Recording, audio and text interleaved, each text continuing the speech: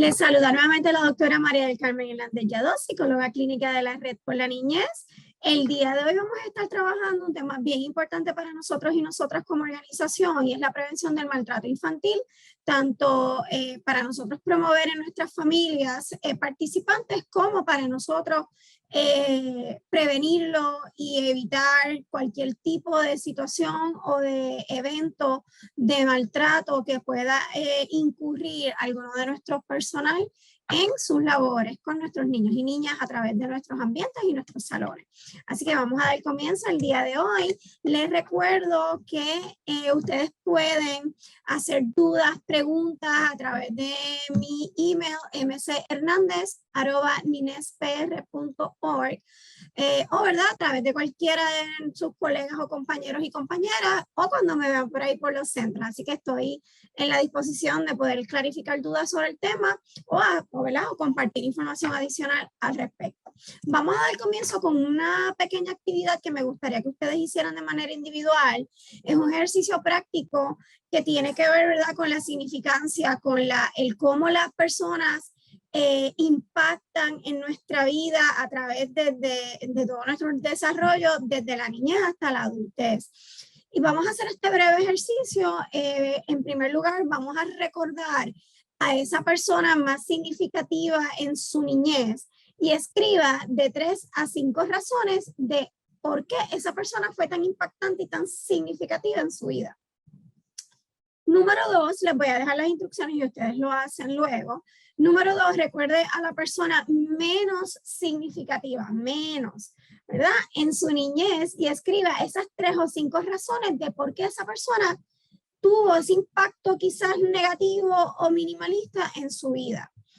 Este ejercicio, como les dije al principio, lo que quiere es trabajar el que ustedes se identifiquen o recuerden cómo fue su infancia y cómo esas personas que estaban a su alrededor, que pueden ser familia, educadores o educadoras, personas en sus cuidados, abuelitos, abuelitas, amistades, ¿verdad?, significaron mucho o menos en su vida. ¿Por qué? Porque eso es lo que yo quiero que nosotros hagamos en la vida de nuestros niños y nuestras niñas de ahora en adelante.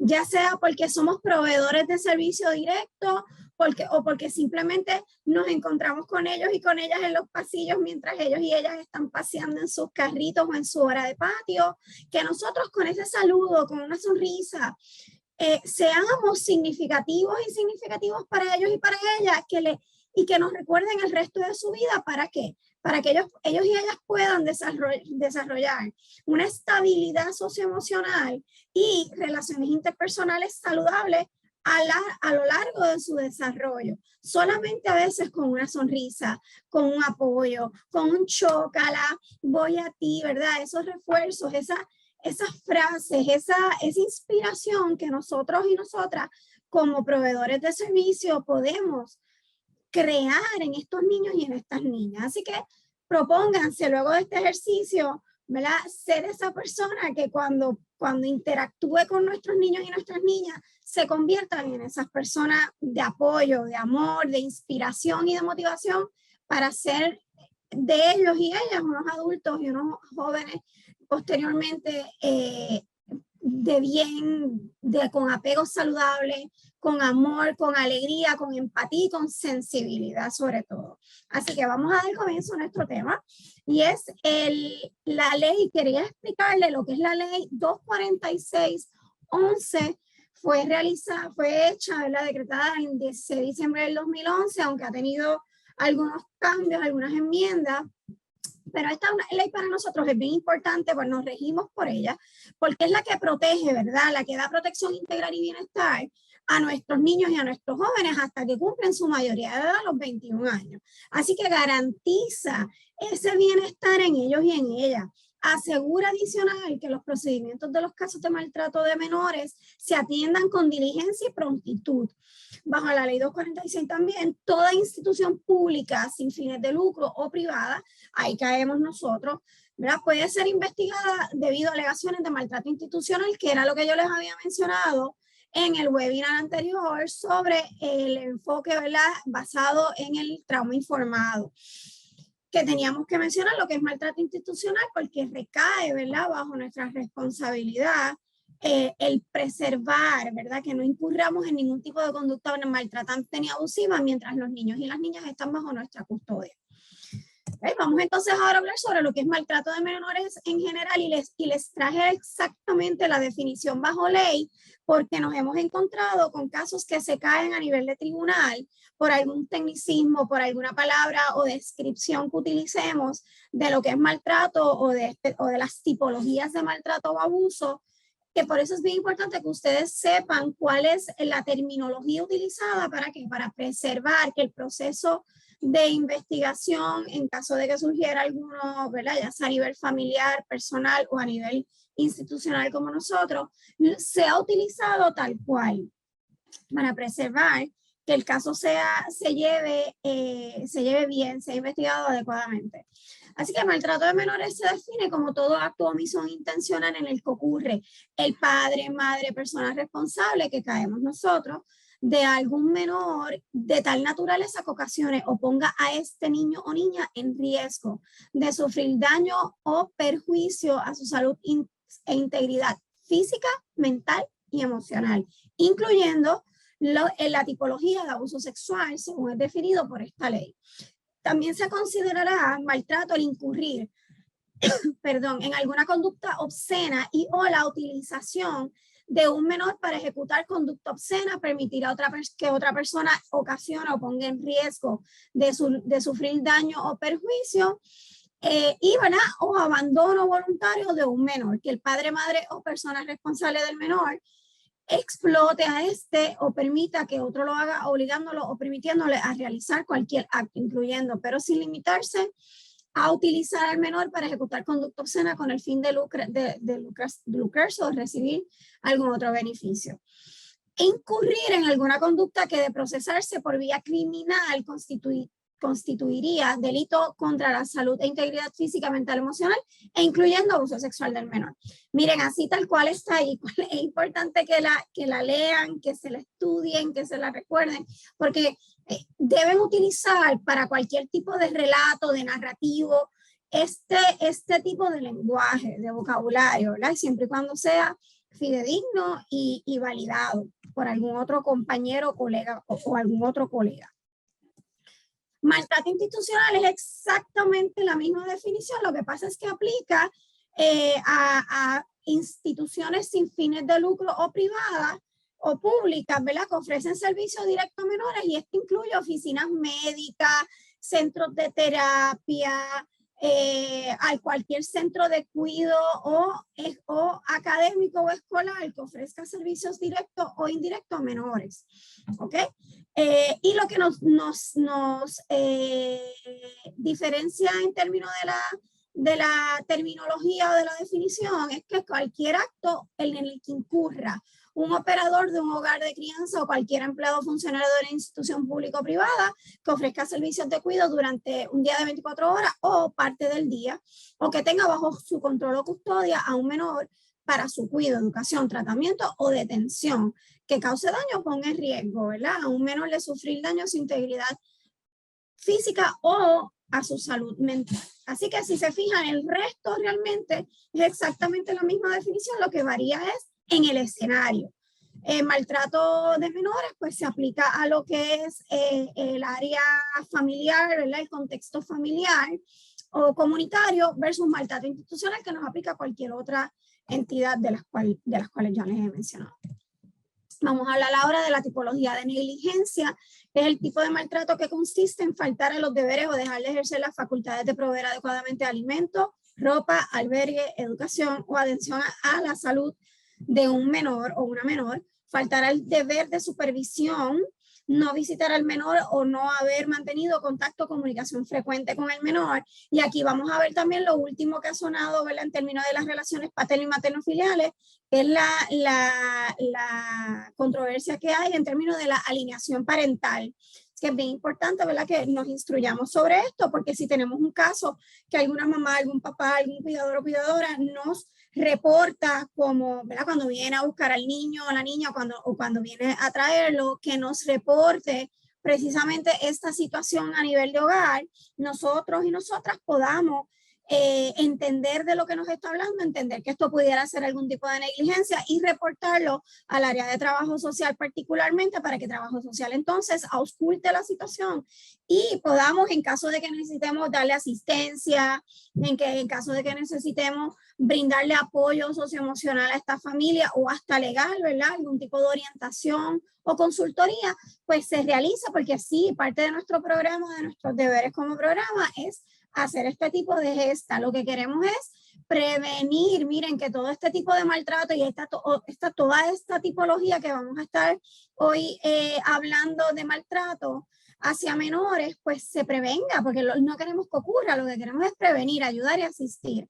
Eso es parte de lo que nosotros como proveedores de servicio vamos a estar realizando dentro de nuestras labores y responsabilidades. Así que los tipos de negligencia que existen dentro de los más comunes, yo les mencionaba en el webinar anterior que la negligencia actualmente es uno de los de la tipología de maltrato que se está dando mucho bajo la ley 246, es uno de los más frecuentes que se está querellando y que se está investigando por ya sea negligencia médica, negligencia académica. Luego de la pandemia, la negligencia académica aumentó porque ya cuando las clases se reanudan, ya estando en un sistema presencial, muchos padres, madres, cuidadores o cuidadoras dejaron de llevar a sus niños y a sus niñas a la escuela, a pesar de que ya la escuela tenía ¿verdad? El nuevo protocolo de que era presencial. Así que vamos a ver también. Igualmente, luego de la pandemia se ha reportado un aumento significativo en los casos de maltrato y de abuso en familias que ya tenían un patrón de maltrato y abuso y claro, al estar pues conviviendo el día a día, sin estar yendo a la escuela, sin estar los niños y niñas comunicándose con trabajadores sociales, con maestros, maestras, compañeritos, compañeritas, pues el nivel de maltrato se ha aumentado y se ha preservado más a nivel familiar, pero se sigue dando, no es que no es que se haya dejado de dar. Así que al contrario, ha ido en aumento. Los tipos de negligencia que vamos a encontrar dentro de los más comunes es privar de alimentación, ¿verdad? O no proveer una alimentación saludable y adecuada, que sabemos que es uno de los derechos, como tal vieron en el webinar, en el primer webinar sobre los derechos de la niñez, es uno de los derechos más básicos, ¿verdad? De la pirámide de necesidades, una alimentación saludable o adecuada para niños y niñas para, ¿verdad? Su desarrollo integral. La negligencia de una vivienda o un hogar digno, que también es otro de los derechos, la recreación, entre otros. Tenemos la negligencia médica, la negligencia escolar, como ya habíamos hablado, y la negligencia por falta de supervisión. Esto que nos vamos a encontrar muchos casos, y yo lo he visto en otros escenarios laborales, muchos casos donde los cuidadores o cuidadoras principales de los niños y las niñas son menores de edad, son jóvenes de 13, 14 años, 10 años que, ¿verdad?, dejan bajo su custodia, bajo su cuidado a hermanitos o hermanitas o primitos y primitas menores que ellos.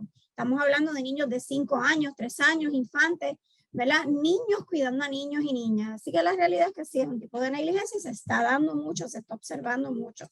Han sido muchos casos reportados sobre este tipo de negligencia en el Departamento de la Familia. Así que la negligencia institucional, al igual que el maltrato, cae bajo la misma definición. Lo que pasa es que nos aplicaría a todo centro, institución o espacio educativo que ofrezca servicio a menores. ¿Okay? Vamos a hablar del maltrato psicológico o emocional. Este tipo de maltrato es uno de los maltratos que en términos de tiempo y de recuperación es mucho más prolongado y es mucho más difícil trabajar, incluso hasta recibiendo terapia, ¿verdad? Porque este tipo de maltrato trabaja mucho lo que es el aspecto de autoconcepto, de autoestima, de relaciones interpersonales no saludables, disculpen. O sea, así que incluye todas esas áreas a nivel psicológico que el niño o la niña se le hace más difícil reconocerlo, verbalizarlo y por lo tanto trabajarlo. Así que toma mucho más tiempo. y es uno de los tipos de maltrato y abuso que cuando no se trabaja adecuadamente, a largo plazo se puede convertir en una patología o en una psicopatología, ¿verdad? Alguna condición, ya sea depresión mayor severa, para darles un ejemplo, depresión mayor severa, desórdenes bipolares, o desórdenes de salud mental que requieren de un tratamiento mucho más extenso, mucho más continuo y muchas veces requiere hasta psicofármacos. ¿Okay? Vamos entonces a hablar sobre la definición. Es el maltrato, incluye mayormente comportamientos que no son físicos, que el agresor o la agresora usa para controlar, aislar o intimidar o asustar al niño o a la niña. Lo usa, ¿verdad?, para trabajar, para lo que es lacerar y poder tener mayor control de lo que es la autoestima, el valor propio, y, ¿verdad?, con una intención de desarrollar una dependencia psicológica del agresor o la agresora. Así que aquí también vamos a ver que en términos de relaciones interpersonales, el maltrato psicológico emocional está bien íntimamente ligado con lo que es la dependencia psicológica, que se da muchas veces a largo plazo, ¿verdad? Crea relaciones dependientes, muchas veces apegos inseguros o no saludables, y que entonces genera otras condiciones de salud mental, como lo es los ciclos de violencia de género, entre otros. Son formas de maltrato difíciles de reconocer, ya que no son muchas veces observables directamente, a menos que conozcamos bien al niño o a la niña y sepamos reconocer que ese niño o esa niña está teniendo algún cambio, ya sea en el temperamento, en su estado anímico, ya sea en su comportamiento, o que estamos observando unas regresiones en unas destrezas ya adquiridas, como ir al baño solito, solita, comer solo, solita, el recoger y de momento no quiere recoger, el cuando está en sus periodos de siesta o de descanso, que entonces está buscando el apego, llora, del adulto llora, vemos que se hace ver sus heces fecales o sus necesidades básicas encima, entre otras situaciones que son nuestros indicadores de que puede haber algún tipo de maltrato psicológico o emocional o algo, ¿verdad?, le está sucediendo al niño porque no era típico en él o en ella. A diferencia del maltrato físico, pues, ¿verdad?, no hay incidentes aislados o evidencia física clara para usar como referencia. ¿Okay? Puede comenzar de repente o entrar en una relación lentamente, así que el maltrato psicológico pues se puede dar, ¿verdad?, desde un periodo en adelante, pero usualmente cuando hay maltrato psicológico, quizás a diferencia del maltrato físico, suele ser prolongado, puede ser por periodos prolongados, que el maltratante o la maltratante incurra en ese tipo de violencia por periodos prolongados y en momentos variados. No necesariamente se va a dar ese maltrato solamente en el hogar, se puede dar en un supermercado, a diferencia de uno físico, que no necesariamente le va a dar un pellizcón o le va a dar un correazo en público, sino que el psicológico sí, porque le puede hacer o puede decirle palabras ofensivas, puede, ¿verdad?, haber una deprivación de algunos gustos o algunas necesidades de ese niño o de esa niña, pero que no es tan observable, que quizás no todo el mundo se puede dar cuenta inicialmente. Así que algunos agresores o agresoras se comportan, vamos a notar también que hay un comportamiento variado del agresor o agresora cuando hay maltrato psicológico. El agresor o la agresora suelen comportarse de una manera apropiada, positiva, frente al resto de las personas versus cómo se comportan, ¿verdad?, con hostilidad, con agresividad, frente a la víctima, en este caso los niños y las niñas, que es con quien ellos tienen esa relación de dominio y poder. En las víctimas de maltrato psicológico emocional hay mucho sentimiento de culpa y vergüenza, porque muchas veces, como el maltrato psicológico, ¿verdad?, dependiendo cómo se haya sido expuesto o expuesta, sienten que es su responsabilidad, se sienten que es su culpa, que por ellos o por ellas es que eso está ocurriendo, porque es parte de ese maltrato psicológico o de ese control que quiere tener el agresor o la agresora. ¿Okay? Dentro de lo que son el maltrato psicológico, ¿verdad? Vamos a ver insultos o sobrenombres, comparaciones destructivas y negativas, humillaciones o burlas, rechazo, exposición a la violencia y a la hostilidad, gritos, mirar mal o por posturas intimidantes. Por eso es que yo siempre les recomiendo que eviten cuando van a redirigir o cuando le van a brindar asistencia a algún niño o una niña, traten de bajarse siempre al nivel del niño o la niña, eviten cruzar las manos, ponerse en una postura de intimidación, usted parado o parada frente al niño o a la niña, vamos a bajarnos a su nivel, vamos a siempre mantener unos gestos faciales, neutrales, sí, de vez en cuando sacar una sonrisa, ver una palmadita suave, tú puedes hacerlo, yo creo en ti, porque no queremos revictimizar a ese niño o esa niña que posiblemente ya ha sido víctima de trauma por maltrato psicológico, no queremos recrearle o revictimizarla sobre, ¿verdad?, sus experiencias de maltrato psicológico. Que es muy importante. Como yo les hablaba en el webinar anterior, deben siempre preguntarle, ¿cómo tú quieres que yo te diga? ¿Cómo te nombro? ¿Verdad? En caso de los niños y las niñas que nos llegan con personajes ficticios, con animaciones, donde ellos, ¿verdad?, tienen una creatividad, y parte de los derechos de los niños y las niñas es dejar que ellos se expresen y que tengan creatividad, que tengan imaginación, que tengan el juego ficticio, que tengan el juego simbólico.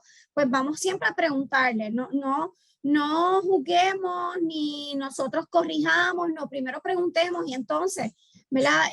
Podemos ya sea facilitar ese juego simbólico o hasta en este caso, ¿verdad?, ir redirigiéndolos poco a poco hasta llevarlos a la realidad en caso de que entendamos que ellos o ellas pudieran incluso recrear en el salón esas experiencias maltratantes.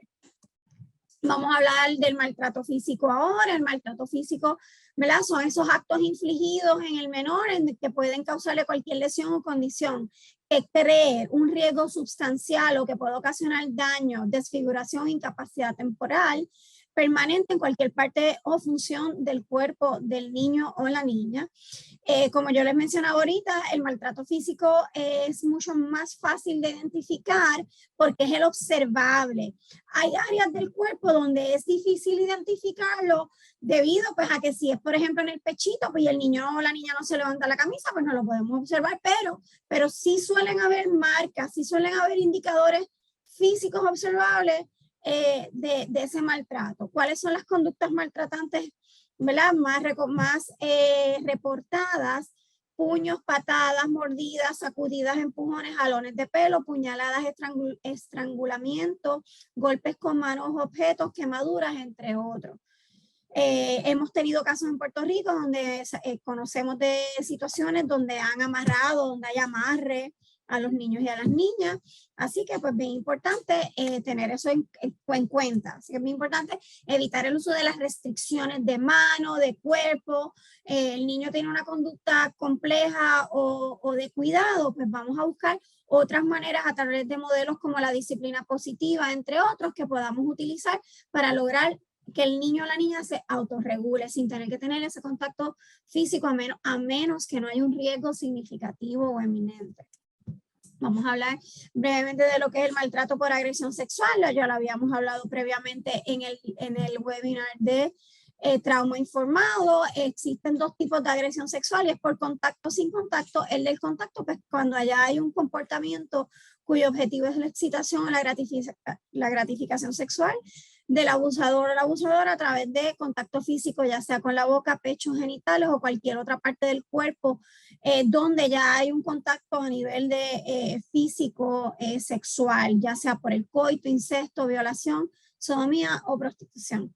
Sin contacto, pues son todos los comportamientos de índole sexual, donde haya desnudo, frases obscenas, exhibición o exposición a pornografía infantil o a pornografía de adulto, el tener relaciones íntimas sexuales frente a los menores, los o las menores, exhibirse, entre otros. Vamos a hablar de la trata humana, que también lo estuvimos trabajando en el webinar anterior. Se define como aquella conducta que resulta en la explotación sexual, trabajo o servicios forzados de los niños y las niñas, la esclavitud, las prácticas análogas a la esclavitud, servidumbre o extracción de órganos. Los tipos de explotación que existen son la explotación física, la económica, la sexual. La física, pues, obligar a trabajo forzado en horas indebidas y que no sean aptos para la edad o capacidad física del niño o la niña. Explotación económica, obligar a trabajar sin paga o con muy poca paga. La explotación sexual, que es la pornografía, fotos de desnudo y o prostitución. Entre otras maneras, ¿verdad? Que ahora está lo del cyberbullying, está lo de la exposición sexual de niños y niñas a través ya sea de videojuegos, chats, todo lo que tiene que ver con el internet. Así que es bien importante, mi recomendación, si alguna familia le trae algún tipo de preocupación por las horas, las horas largas que pasa su hijo o su hija a través de la computadora o de equipos electrónicos, importante recalcarle la supervisión, que haya supervisión, que el tiempo que estén expuestos o expuestas al internet, ¿verdad? O a las redes sociales, a las aplicaciones, que haya supervisión del padre, madre, cuidador o cuidadora, que busque el historial en donde el niño o la niña accede. ¿Por qué? Porque muchas veces salen los pop-ups, los niños le dan, no saben, son pequeños, le dan, y entonces pues pudiera estar expuesto a situaciones de índole de acoso sexual. Así que es bien importante, ¿verdad? Que eso se trabaje, que se les oriente a las familias.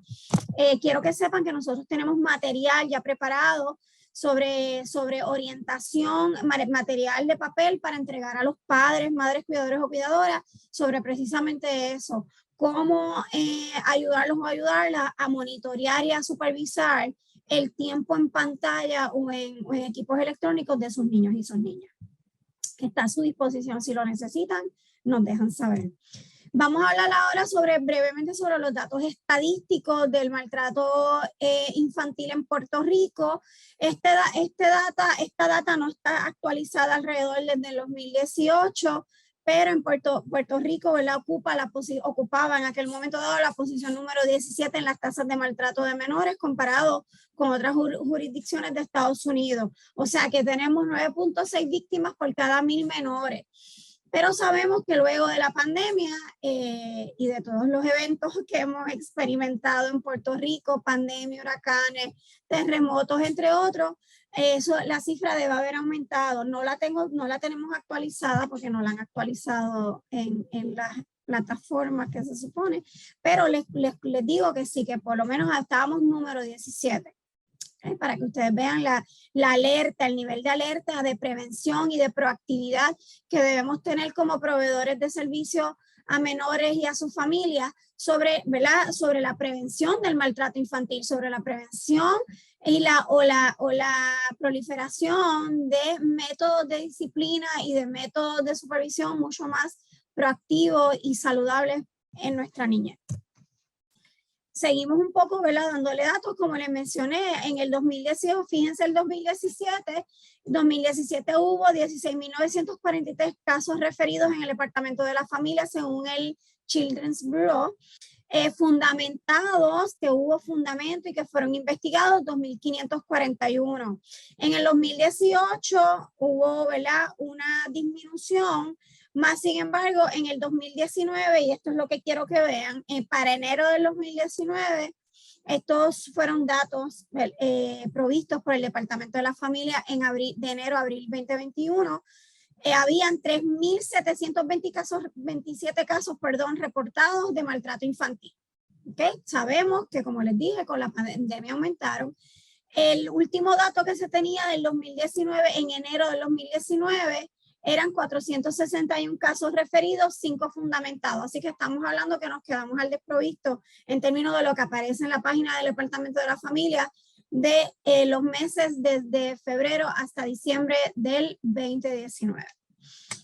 Seguimos, ¿verdad? En alerta. Esto lo que yo quiero es que se cree una voz de alerta, que se cree que se promuevan los derechos de los niños, que se promuevan las prácticas saludables y apropiadas para nuestra niñez.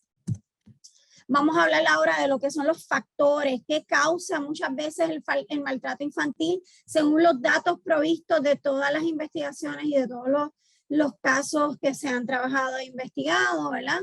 Muchas veces el burnout o síndrome del agotamiento, ya sea del cuidador, cuidadora, de la familia, del proveedor de servicio, caemos en un burnout, no lo reconocemos, no pedimos apoyo o ayuda y caemos, ¿verdad? A veces en maltrato porque estamos drenados o drenadas.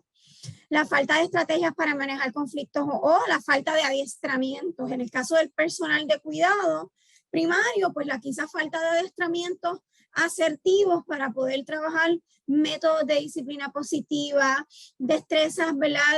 De desarrollar destrezas integrales en la niñez de una manera saludable. Quizás la falta de un programa de modelaje o de coaching para el personal, entre otros. A eso es lo que se refiere a adiestramiento. En el caso de los padres, madres, cuidadores o cuidadoras, quizás esa falta de conocimiento de qué hago. En este caso, ¿verdad? No nacemos con un librito, con un manual de crianza. Muchas veces la falta de capacitaciones o de apoyo en destrezas de crianza saludable. Y ahí va ligado, ¿verdad? Y altamente alineado sobre el uso de disciplina inapropiado o no validada, porque es lo que escuchan, es lo que me dijeron, es lo que aprendí. Así fue que mi familia, yo escucho mucho cuando cito a la familia, pero es que así fue que mi familia me crió, a mí me criaron así, ¿verdad? Y son conductas, son patrones de crianza repetitivos que fueron aprendidos y que no, al no ser redirigidos o apoyados, pues incurren en conductas maltratantes. Intento de establecer la prioridad, la autoridad, ¿por qué? Precisamente por eso mismo, por la falta de destrezas de crianza saludables, situaciones personales o estresores o demasiados estresores en la vida de las personas, la falta de apoyo, el control excesivo, la falta de empatía o sensibilidad, que esos son destrezas sociales, historial de abuso o maltrato. Entonces, volvemos, lo repetimos, el estrés o múltiples estresores. Vamos a hablar ahora de los efectos psicológicos y físicos del maltrato en los niños, niñas y jóvenes, pues la baja autoestima, preocupación excesiva, ansiedad, regresiones en destrezas, miedos a las figuras de apoyo o autoridad, temores excesivos, disturbios en los patrones de sueño, dolores de cabeza o problemas estomacales, cansancio, entre otros. Dificultades en la alimentación, condiciones de salud mental, como les había mencionado, incluyendo déficit de atención con hiperactividad tipo combinado, llanto, falta de apego, vínculos afectivos saludables, desconfianza, conductas disruptivas, falta de concentración o atención, bajo desempeño académico, rezago y dificultad en el aprendizaje. ¿Verdad? Aquí tenemos algo, ¿verdad? Ejemplos, esto se los traigo para que ustedes le tomen una foto, lo anoten como ustedes prefieran, de cuáles son algunas de las conductas maltratantes referidas al Departamento de Justicia por parte de instituciones o centros como nosotros, ¿verdad? Que es tocar parte del cuerpo, atentar contra la dignidad, autoestima, intimidación, acoso, rechazo, entre otros, ¿verdad? Privarle del uso de servicios sanitarios o privarle de servicios alimentarios o ingerir, ¿verdad? O algún tipo de servicio que los niños necesiten. Se dio un golpe, hay que llevarlo a la enfermería, no se le puede dejar hasta que su mamá lo venga a buscar, entre otros. Prejuicios, entre otros, ¿verdad?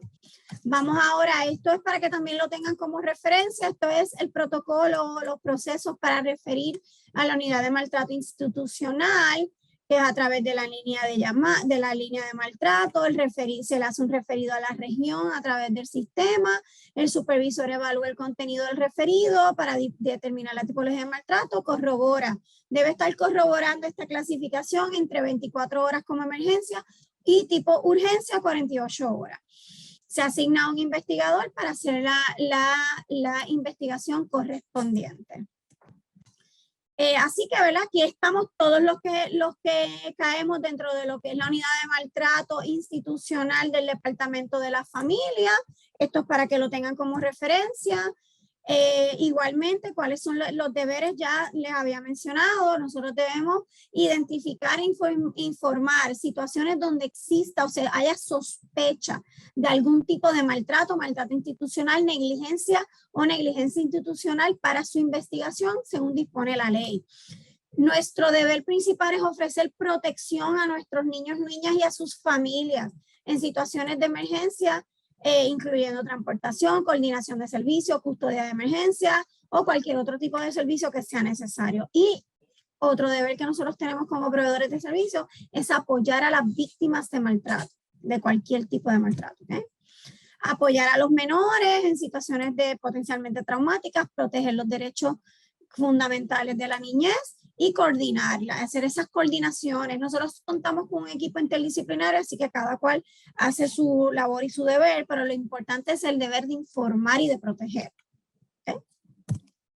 Aquí, pues, ¿cómo podemos protegernos? Ya estamos culminando, estamos ahora en las estrategias.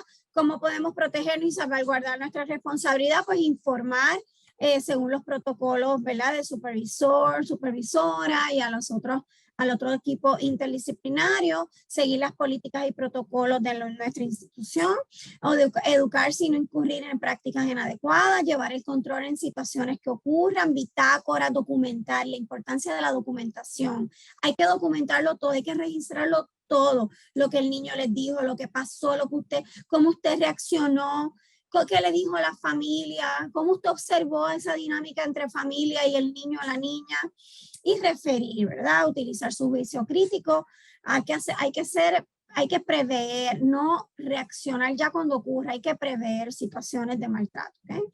Evitar un ambiente hostil o de miedo, establezca relaciones saludables con sus niños y sus niñas, incluyendo las familias, propicie la confianza, conozca a sus participantes, el historial familiar de salud, entre otros, promueve el trato de respeto y empatía, mantenga una comunicación efectiva, incluyendo, ¿verdad?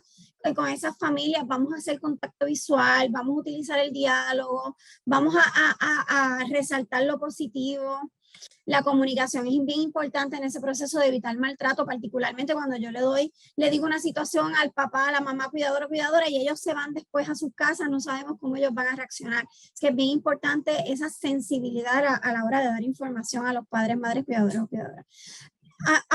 Miren, cuídense ustedes mismos, hagan autocuidado, es importante, ¿verdad? Porque nos van a ayudar a manejar situaciones estresantes. Identifique cuando usted está a punto de perder el control y busque ayuda, porque para eso estamos, somos una red de apoyo, nosotros contamos con una red de apoyo entre todo el equipo. Crea un ambiente familiar emocionalmente estable, use el tono de voz moderado, vocabulario adecuado, reconozca cuando hace las cosas bien el niño o la niña, demuestra de afecto, enséñele a cuidar a su cuerpo, decir no cuando no le gusta, cuando no es un toque apropiado, y a decir las palabras de alto cuando queremos que alguien pare, que no siga haciendo algo, ¿verdad? Utilice esas palabras claves que ustedes sepan que sean fáciles para los niños y las niñas. Y es importante, ¿verdad? Cuidado, recomendar y orientar a la familia que tengan cuidado dónde dejan con quiénes y dónde dejan a sus niños y niñas cuidando, ¿verdad? Que le pregunten cómo la pasaste, qué fue lo que más que te gustó, qué fue lo menos que te gustó, como hablábamos en lo del trauma informado. Así que es bien importante, y ya con esto estamos concluyendo, reconozcan y hablen sobre las emociones, particularmente las más intensas como el coraje, la ira, la frustración, háblele, oriente a los niños y las niñas sobre lo que es violencia y abuso y cómo hacer para evitarlo. Evite juzgar, señalar o criticar a los niños y las niñas, conozca sus gustos, intereses y fortalezas, planifiquen y hagan actividades agradables en familia, como yo les había dicho anteriormente, dele tareas en la casa que sean agradables a nivel familiar para que también creemos vínculos saludables. Tengan espacios para cuidarse y mimarse ustedes mismos. Así que, ¿verdad? Esto es una actividad que yo le dejo aquí como ejemplo que ustedes pueden utilizar con los niños y las niñas, que es que ellos hagan en sus manitas y ellos mismos escriban o dibujen qué pueden hacer positivo con sus manos, cómo pueden usar de manera constructiva y adecuada sus manos. Eso va a evitar el abuso sexual, el abuso psicológico, el abuso físico, porque le estamos inculcando ya el buen uso de nuestro cuerpo, el buen uso de nuestros gestos. Así que les dejo ese ejemplo. Lo pueden utilizar luego si desean con los niños y las niñas. Estas son las líneas de orientación, tanto de maltrato como de paz, la línea paz de apoyo emocional de AMSCA y las del Departamento de la Familia, en caso de que las necesiten algún día, ¿verdad? Quieran tenerla como recurso adicional. Estas son las referencias del webinar ofrecido el día de hoy. Y muchas gracias, espero que les haya gustado. Mucho éxito. Nos vemos en la próxima.